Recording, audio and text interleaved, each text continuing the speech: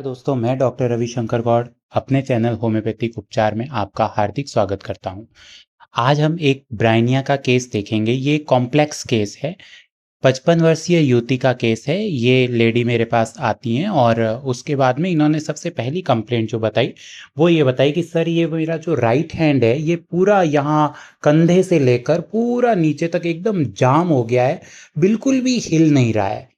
तो इसके लिए मैंने फिजियोथेरेपी भी करवाई थी, लेकिन उससे आराम नहीं आ रहा है। बिल्कुल हल्का-सा थोड़ा-सा आराम मिलता है, लेकिन वैसा का वैसा है। और दूसरी प्रॉब्लम मुझे ये है कि ये राइट साइड का जो घुटना है, ये भी बहुत ज़्यादा दर्द कर रहा है। इवन इतना दर्द कर रहा है, इतनी ज़्यादा तकलीफ़ है कि मैं इंडियन टॉयलेट यूज़ नहीं कर पा रही हूँ, मुझे वेस्टर्न टॉयलेट ही यूज़ करना पड़ रहा है। और उसके बावजूद भी चलना, उठना, बैठना ये सब बहुत तकलीफ वाला हो गया है। और इनकी जो तीसरी कंप्लेंट थी, चीफ कंप्लेंट्स जो मैं बता रहा हूँ वो ये थी कि इनके मुंह में छाले थे। छाले मतलब जो एप्थे नहीं, जो अपन अल्सर्स कहते हैं ना, जिसको हिंदी भाषा में टाकी पड़ना कहते हैं। तो वो जगह जगह टाकी पड़ रखी थी। कहाँ? गाल के अंदर वाले हिस्से में, बक्कल कैविटी के अंदर, और होठों पे, और जीभ के कुछ हिस्सों में टाकी टाइप पड़ रखी थी। तो ये इनकी चीफ कंप्लेंट्स थी। मैंने इनको पूछा कि तकलीफ, जैसे हाथ में ये इतना ज़्यादा दर्द हो रहा है, तो किस तरह से मैनेज करते हो? तो इन्होंने ये कहा कि सर, मैनेज तो क्या करना है, ठीक है, बस थोड़ा हाथ जो है वो धीरे धीरे हिला रही हूँ। मैंने कहा क्यों धीरे धीरे क्यों हिला रहे हो? सर, अगर एकदम से हिलाऊंगी तो बहुत भयंकर दर्द होगा, इसलिए मैं कोशिश करती हूँ कि थोड़ा कम दर्द हो, तो धीरे धीरे हाथ से जो भी काम करना है वो धीरे धीरे करती हूँ।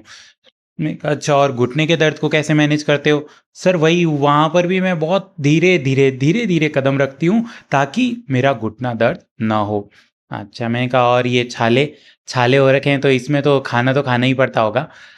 हाँ सर, खाना तो खाना पड़ता है, लेकिन मैं बहुत ही इस तरह की चीज़ खाती हूँ जो मुंह ना जले। जैसे मैंने सब्जी वगैरह बिल्कुल छोड़ दी है।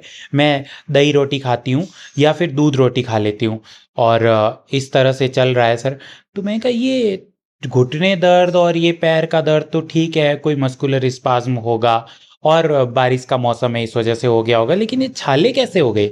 तो इन्होंने कहा सर, छाले की कहानी दूसरी है। मैंने कहा क्या कहानी है, बताओ? कहा कि सर, जब भी मैं किसी दूसरे के साथ खाना खाती हूँ तो मुझे छाले हो जाते हैं। मैंने कहा दूसरे के साथ खाना जैसे? कहा जैसे एक हमारे फंक्शन होते हैं, कोई हमारे धर्म में जो फंक्शंस होते हैं उसमें क्या होता है कि जो सारी औरतें होती हैं हम सब साथ में बैठ के खाना खाते हैं, तो मेरे ये हो जाता है। मैंने कहा साथ में बैठ के खाना खाने से क्यों हो जाता है? कहा सर, वो जैसे वो क्या है कि हमारे राजस्थान में कवा देना मतलब एक दूसरे को रोटी खिलाना ऐसे ही होता है। शुरू शुरू में जैसे हम रोटी खा रहे हैं, हम 5-6 जने मिलकर खाना खा रहे हैं, तो एक जना दूसरे जने को मीठा मीठा खिलाएगा, दूसरा उसको मीठा खिलाएगा, इस तरह से एक्सचेंज करेंगे। मतलब एक जना दूसरे को खिलाएगा, दूसरा जना और उसको खिलाएगा। तो ये जो इसको कवा देना कहते हैं मारवाड़ी में। तो कहा कि ये जो कवा देने वाला सिस्टम है ना सर, ये होता है ना, तब मेरे साथ दिक्कत होती है। मैंने कहा क्यों दिक्कत क्यों होती है तब आपके साथ?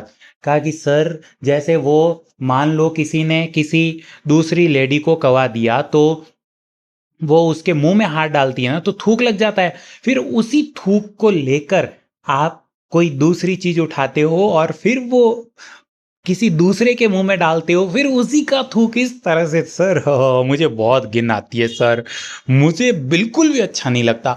तो मैंने कहा तो फिर आप खाते क्यों? साथ में अलग खाया करो। नहीं सर, बेइज्जती होती है कितनी, वो लोग क्या समझेंगे कि ये जो है मतलब हमसे हमसे घृणा कर रही है, मैं इस चीज को गंदा समझ रही है, जबकि हम सब खाते हैं, हमको तो नहीं होता।